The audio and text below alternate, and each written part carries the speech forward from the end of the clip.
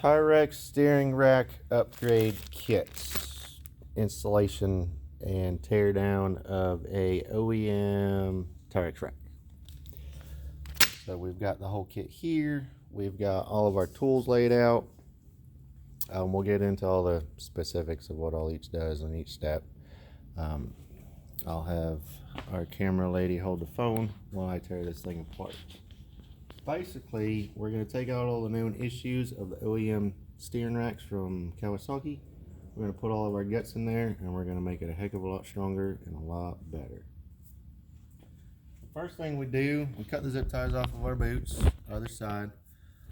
Pull these rubber boots back. Get those fellers out of the way. We will undo one side of these tie rods here with our little locking clips. I do have some specialty tools. You can kind of makeshift what you need to.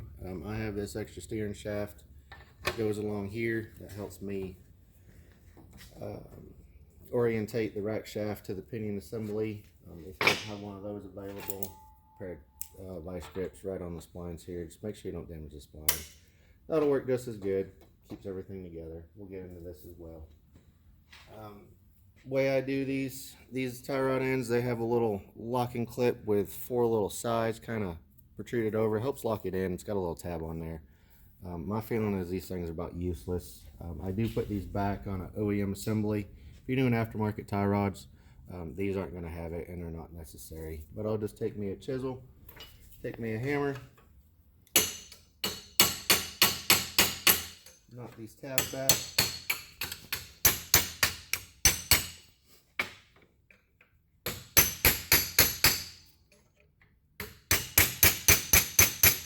That'll unlock your little locking tabs. The steering shaft here has 2 little flats. That's going to be an 18 millimeter. I will put this on the flats of it.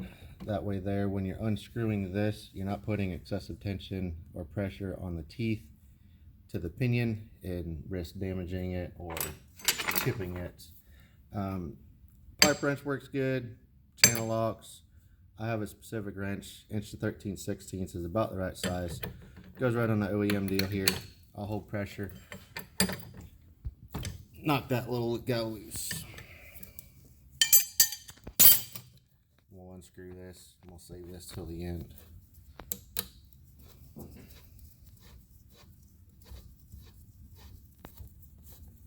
If you don't undo these tabs and you just try to rip this thing apart, on your little locking tabs right here, there's a little tab that goes in the flats of your end of your rack shaft. Those will break off and will become useless. But like I said, these things don't work very well. I mean, they're there. I'll put it back. Nothing but a thing. Basically, the biggest issue with these steering racks is the way Kawasaki put these things together. There's a spring-loaded deal underneath this cap. What that does, it allows the rack shaft and the pinion assembly to rotate, separate. If you come over here, this is straight out the box, OEM as can be. All of this movement, all of this play under pressure will rotate, it'll back away, and you're only contacting about 20-30% of the gear set inside of here. So all of our parts right here are designed to eliminate the spring-loaded bullshit and make this thing a lot stronger and a lot more reliable. So take note of that. I'll show you at the end how much better it is. Not all that play, wiggle, wobble. So after we get the tie rod end off, take me a screwdriver, shove it in here. This is your top seal on the pinion assembly. This is just a generic black rubber seal. It ain't nothing special. Over time, what happens is this seal will lose its sealing ability. You'll get water, dirt, nasty straight up into here.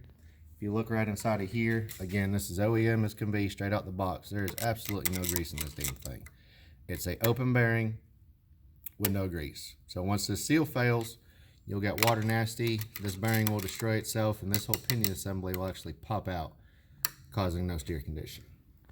So this is garbage. We throw it away. After we do that, I've made myself a pair of snap ring pliers. I found doing this repetitively, I made these because they work a little better. Your standard snap ring pliers, whatever size you can find to fit, will work just fine. There's one large snap ring that holds the bearing into the housing. Now, a lot of folks get confused on this. We'll show you here in just a second. This bearing is a press fit on this aluminum housing. Once you get the C-clip off, it ain't gonna come out. I'll take some heat, I'll heat up around this, and we'll put a pair of vice grips on there, or I have a slide hammer that I use, and this whole little fella will come right out. I'll do that first. This cap right here will be coming off next. It's a 19 millimeter. Just unscrew it. This whole thing will come off, come around here. So underneath this cap is where I talk about the spring-loaded setup. So you have this cap, you have the spring, and then you have this backer bushing.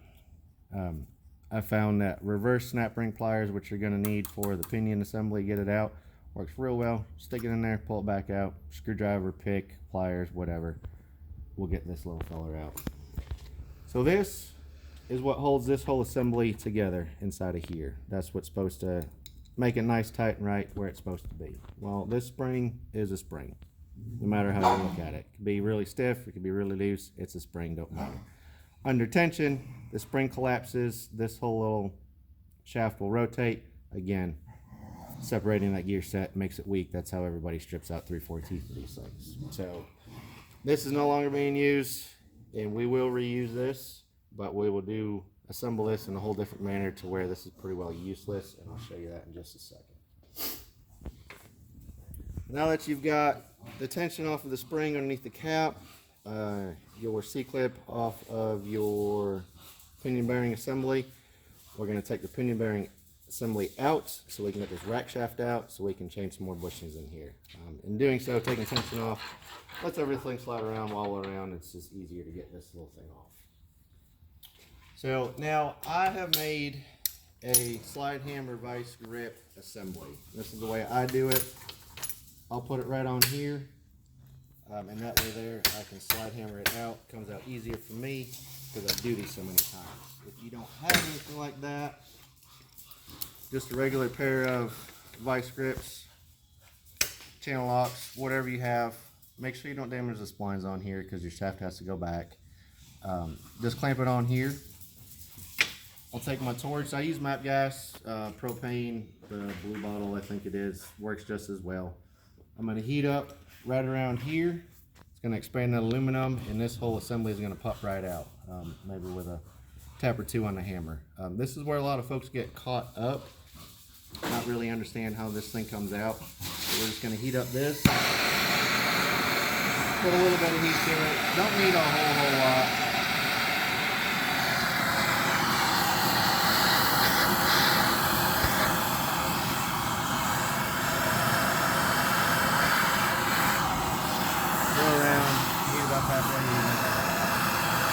That's all you really need for heat. Now this may come straight out.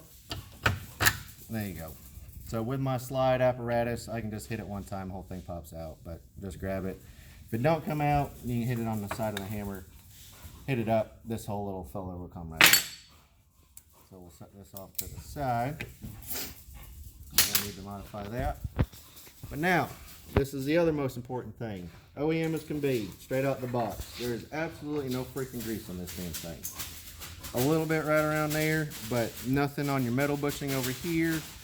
Nothing built up on your other side of your bushing. And, I mean, that's all you get for grease. It's pretty well pitiful. And you can see that open bearing, there's no grease on it. So when I take this thing apart, I never really do much with this side of the tie rod assembly unless you have aftermarket tie rods that you're going to put back or something else. There's no real reason to take this off because this whole assembly slides out this way. You can leave LSB if you really want to. So now, the other real hardest portion about this is getting the internal C-clip out of this side. This is one bushing that we will have you replace. the OEM one. It's a nylon white one. If you have any mileage on it, it's gonna wear out. It's gonna get sloppy. And we do give you a nice black, harder Durlan bushing, excuse me, that will go back in here. So this will be, you can see inside of there, that little white fella. Get you back to what it should be. On this side here, there's a metal graphite impregnated bushing. The passenger side here, just kind of along for the ride. Really all the hard work is happening over here where the pinion is and that backer bushing. So we don't have you replace this one. Generally, we don't see those go bad unless you have a lot of water damage or anything like that. You can clean it up if it's a little rusty or hazy or whatnot. Clean it up, throw some brake parts cleaner in there. You know, clean out the whole side of the housing if you really want to. Maybe a little bit of Scotch-Brite, but generally that doesn't go bad. It's all on this side here that wears out. So, with this side here, this is my tool that I use. I call these burr bits. It's a pointed burr bit. We need to make a little notch on the side of where this little wire clip goes, right inside of here, so we can move this clip into that notch. We'll get some picks in there, and the whole thing will come right back out. So this here, there's an opening.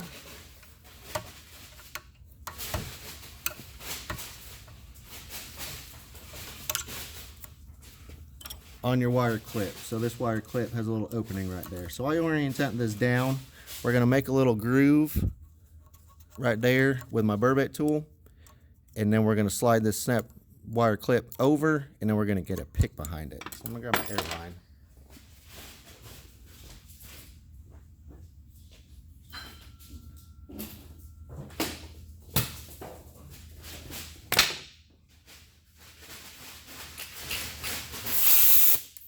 If you don't have one of these, it's air operated. A drill bit would probably work. A punch may work, you know, a sharp style punch, just to get an indent underneath this wire clip, or even just a little file if you really want to file it. But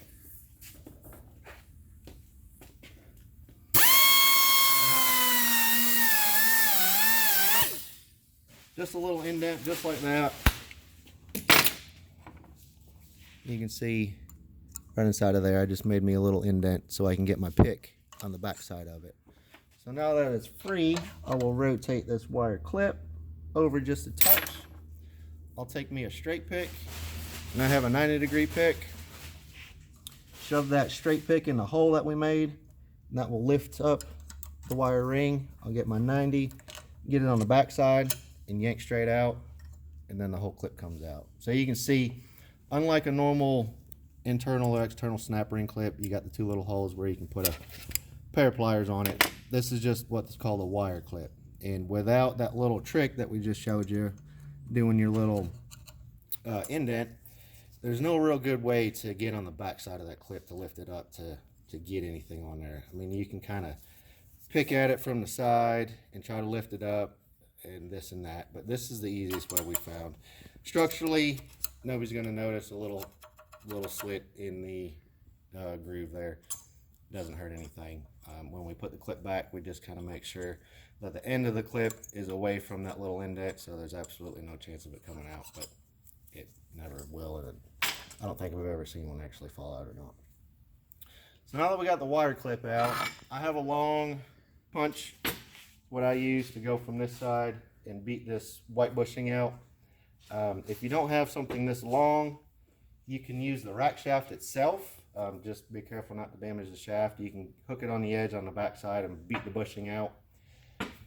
We've seen some folks take like a drywall screw, screw it right into this white piece of it, get you a pair of pliers and yank it out this way.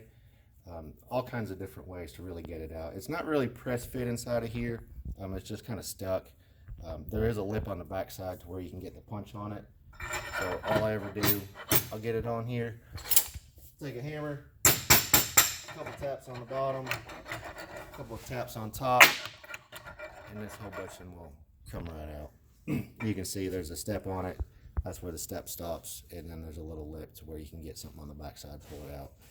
With some mileage, with some wear, this might be a little more stuck than usual. Again, you're not really going to hurt anything in there. Everything's all aluminum. You can see where the lip is. And then this is just the bore where the shaft goes. So you got plenty of room to do whatever you need to in there. With either a screw, a punch pick, whatever, what have you. But this gets thrown away.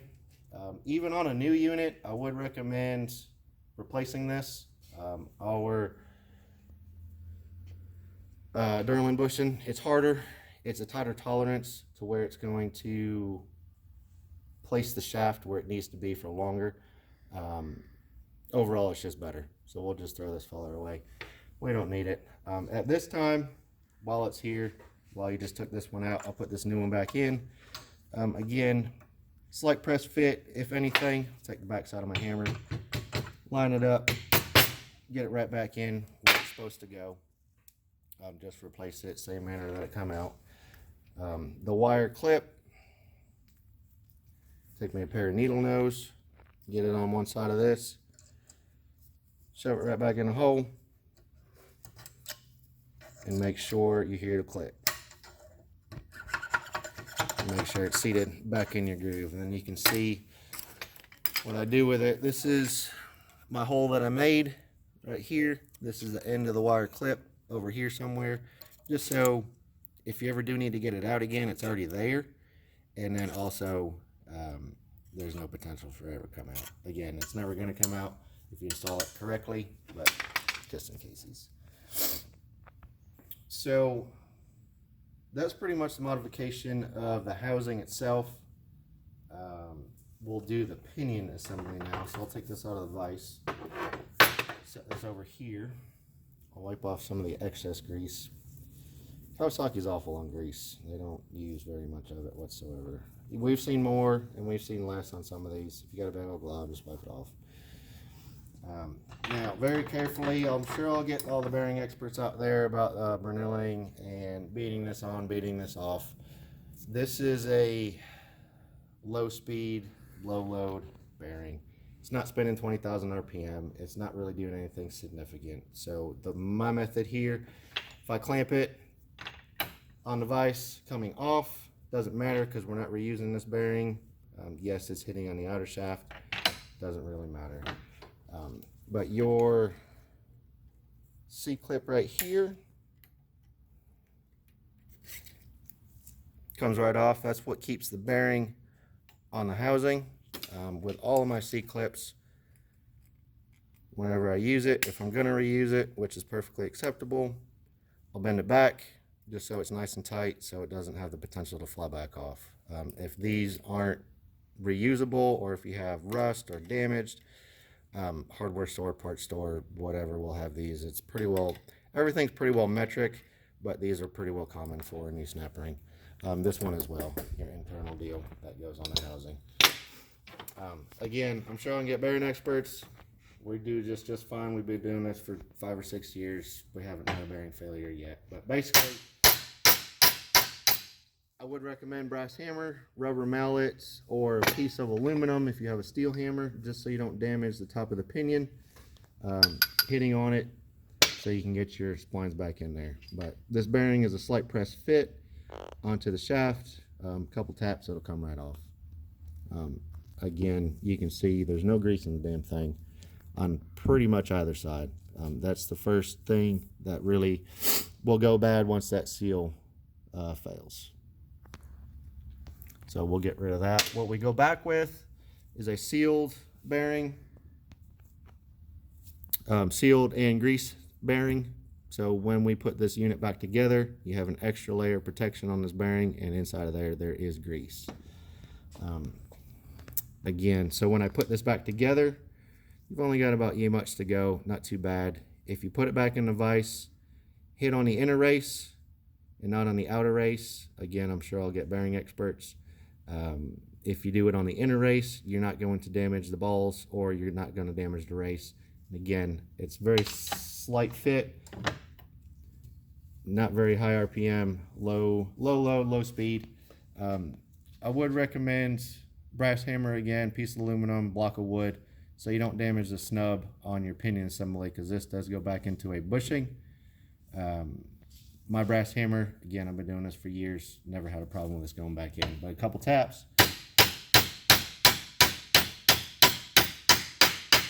till it bottoms out, clean up anything on the bottom side, and you're good to go. Make sure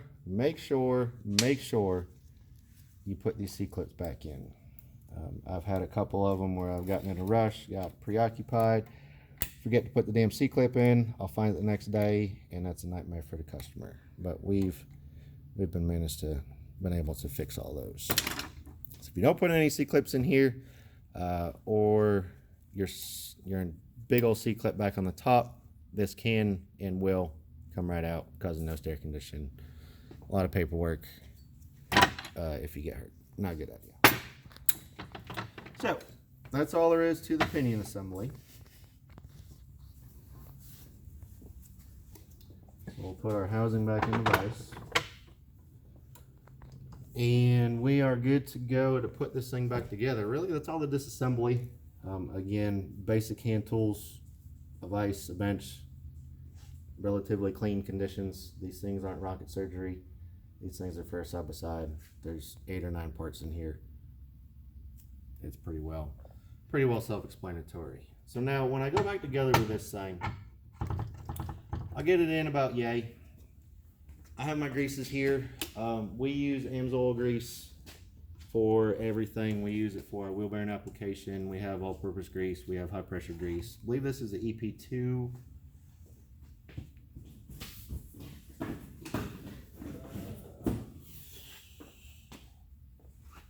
Amsoil synthetic polymer grease, heavy duty EP, 5% moly. We talked to our Amsoil rep, one of our customers actually, Dustin Waters. He's a good time, so he owns a Teryx. He recommended those 3 different types of greases for us for our different applications. This has been working really, really well for us. But I will get a whole bunch of grease on the shaft here, kind of a pre-lubrication for the passenger side, because we are going to grease inside of here. It doesn't travel quite that far, so if you get some grease on the shaft, kind of spread it around, get it on there. That's going to lubricate your passenger side bushing. Get it in there. So I'll give it a little twirl, get it in there nice and tight and right, and that will lubricate your passenger side. You'll always have some excess. Get it back in there, shove it back in there, good to go.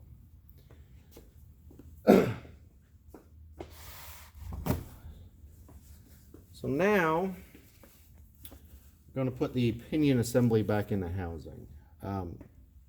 I've made a tool just because, again, I do this so often. This goes on the end of it, and I can line up and orientate everything where I need it to be. But if you don't have a tool, get yourself a tape measure, roller, measuring stick, whatever is 2 inches long. So the center of this steering rack, from the end of your shaft to the inside of the housing where the bushings meet, is going to be 2 inches. So if you stick your thing in there, give it 2 inches. Stick it on this side, that's going to be 2 inches of shaft sticking out of the bushing. That's going to let you know that your steering rack is perfectly centered to the housing. So your shaft is equal on either side. That's going to be steering wheel straight, going straight down the road. Again, I've made this, it's 2 inches in depth. I'll shove it on here so I don't have to measure, and I know I can keep it right. So this, purpose of that is when we put our pinion assembly back together, there's a white mark and there's a white mark. That was from the factory. That was stating from the factory that when you put this thing in, and these 2 white marks line up, that is the center, steering wheel straight, that's the center of your steering rack. So when we put this thing together, you rotate it off 1 tooth, and we'll heat up the housing, we'll put it back in. By the time it rotates and engages, it's going to be, white mark's going to line up the white mark, steering rack's going to be center, and that way there, you know, when you install it into the machine, you'll be straight, centered, and that's a good starting point. So I'll put a little bit of grease on the snub, Don't need a whole lot. It's a solid bushing in here. It's not a roller bearing where the snub rides on your pinion assembly down in there. You may be able to see it in there. Might be covered with grease. Little bit of grease. If you over grease it, or if you start greasing inside of here, you're going to grease lock it. You're never ever going to get this thing all the way down, and that bushing will actually come up. Kind of like the bread trick on flywheel, pilot bearings, you know, stuff like that, hydraulic force. So just a little bit, and it'll squish out, and it'll go right back in. So again, the pinion bearing, slight press fit to the housing. So we'll grab our torch again. I'm going to heat up this housing. This should slide right in. A couple taps to make sure it's seated down, and then we can put our snap ring on. You go on that side.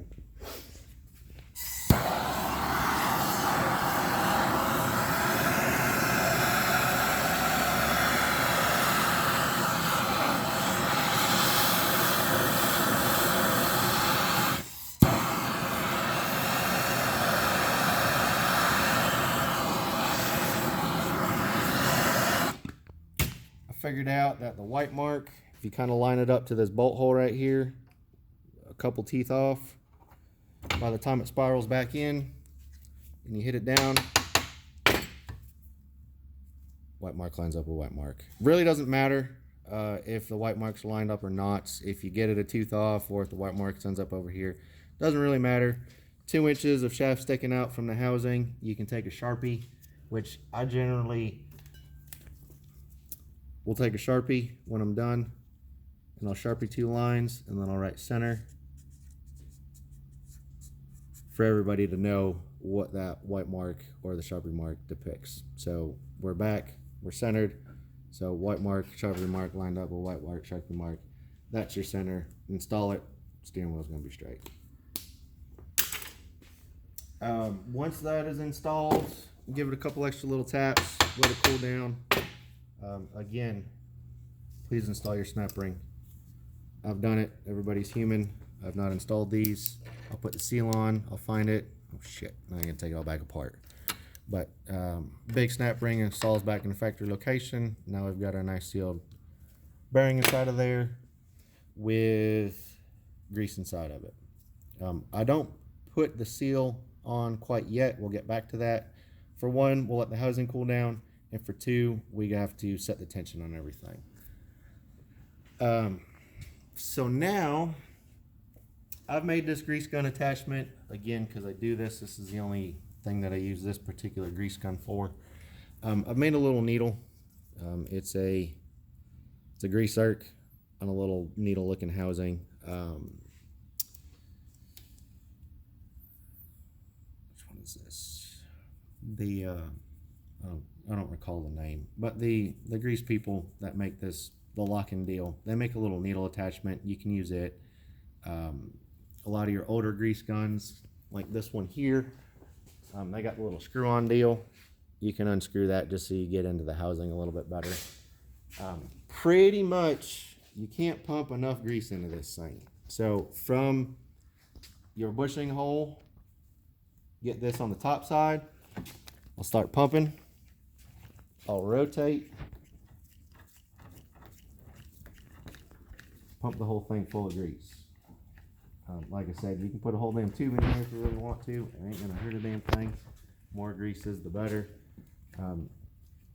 Reason I rotate this, you can kind of feel the resistance once the pinion cavity kind of fills up with grease. You can feel it getting a little tighter. That's about generally what I'll put for grease inside of here. And then I'll do a couple on the bottom side just for good measure. Kind of fill up this hole right here when you're done with it. Majority of it went in there. Majority of it went into the pinion assembly area cavity back here. Some of it squishes back out. This is our new one-piece bushing. We've had a couple folks, again, on the higher mileage units and stuff that's old and stuck. This is actually a two-piece. So you've got the white piece that presses into this gray shell here. Some folks will rip out this white piece and this gray shell will stay, or this gray shell will crack and come out in a couple different pieces. We've seen all kinds of different scenarios to it. But in factory form, this is supposed to be a two-piece pressed, one-piece type of a bushing. that's supposed to come all the way out. Our piece is a one piece. It does have a tighter tolerance on the rack shaft itself. See this one here, this one's real wobbly. It doesn't really do a whole good job of keeping everything straight and centered. We've done this to where it's pretty much the diameter of the rack shaft, so that stays on there. It doesn't wiggle, doesn't go anywhere, keeps everything in line. So with this one piece bushing, shove it in the hole, get all that grease back out, or excuse me, get all that grease shoved back in there.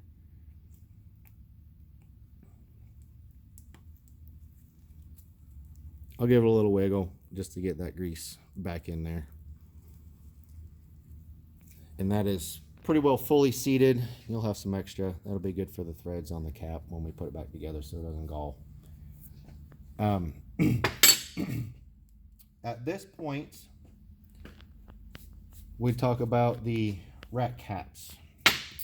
Our modification, and really the biggest deal of this, is instead of relying just on this spring in this cap for everything to work properly, we give you a slug that goes on the top side of our bushing.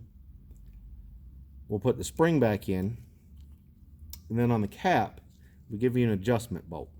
That adjustment bolt will go right on that slug, and that will keep the tension on this whole steering rack assembly. So if you set the tension on this, there's no way that this thing can back off because you're screwed into the cap, and the cap is screwed onto the housing.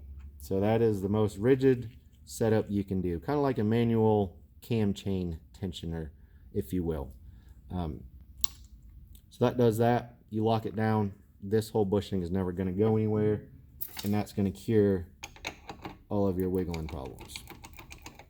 So with the caps, this is the factory cap, like we just took off, no hole inside of there. Excuse me. We need you to either drill and tap the cap yourself for a 3/8 coarse thread bolt. It's nothing fancy. It's just a regular stainless bolt that we use with a flattened tip, just so it goes onto our backer bushing and stays there. 3/8 coarse thread. We don't want you to go in there with a damn hand drill, drilling the thing off center, drilling it crooked, and drilling it and tapping it and wondering why your bolt's crooked and wonder why I don't contact all of this. We word it in our listings, and we word it in the directions as throw it in a lathe, straight, centered. It's going to give you the best results. So this bolt is straight, and it's going to give you all the contact for your slug. If you feel confident enough to do it in a drill press and you can find center, that's fine. If you have a buddy with a little mini lathe, drill it, tap it, ain't nothing special.